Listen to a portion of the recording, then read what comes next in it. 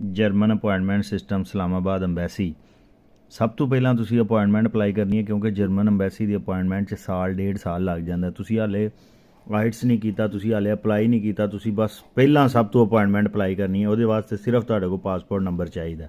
ਤੁਸੀਂ ਇੰਝ ਜਾਣਾ ਇਹਦੇ ਉੱਤੇ appointment waiting list to apply for study visa. ਇਹ ਸਟੱਡੀ ਵੀਜ਼ੇ ਵਾਸਤੇ ਕਰਨੀ। ਜੇ ਤੁਹਾਡਾ ਬੱਚਾ ਲਾਏ ਕਿ 3.7 ਤੋਂ ਜ਼ਿਆਦਾ ਉਹਦਾ CGPA ਵੇ, ਫਿਰ ਇਸ ਕੈਟਾਗਰੀ 'ਚ ਕਰੋ, ਮਹੀਨੇ ਡੇਢ 'ਚ ਵੀਜ਼ਾ ਆ ਜਾਏਗਾ। ਜੇ ਤੁਹਾਡਾ ਮੇਰੇ ਹਾਰ ਦਾ ਨਲਾਇਕ ਹੈ 3.7 ਤੋਂ ਘੱਟ ਹੈ, ਤੇ ਇਹਦੇ 'ਚ ਅਪਲਾਈ ਕਰੋ।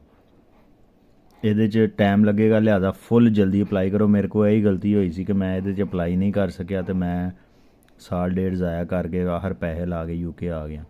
ਨਹੀਂ ਤਾਂ ਮੈਂ ਮੁਫਤ ਜਾਣ ਦੇ ਚੱਕਰਾਂ 'ਚ ਸਾਂ, ਔਰ ਉਹ ਟੁਰ ਵੀ ਜਾਣਾ ਸੀ। ਸਿਰਫ ਕੀ ਹੋਇਆ, ਮੈਨੂੰ ਕਿਸੇ ਨੇ ਦੱਸਿਆ ਨਹੀਂ ਸੀ। ਜੋ ਤੁਸੀਂ ਜਾਣਾ ਨਾ ਅੱਗੇ ਇਹ ਆ ਜਾਣਾ। ਇਹਦੇ 'ਚ ਤੁਸੀਂ ਪਾਸਪੋਰਟ ਦੇਣਾ, ਨਾਂ ਦੇਣਾ, ਤੁਸੀਂ ਕੈਟਾਗਰੀ ਦੱਸਣੀ ਹੈ।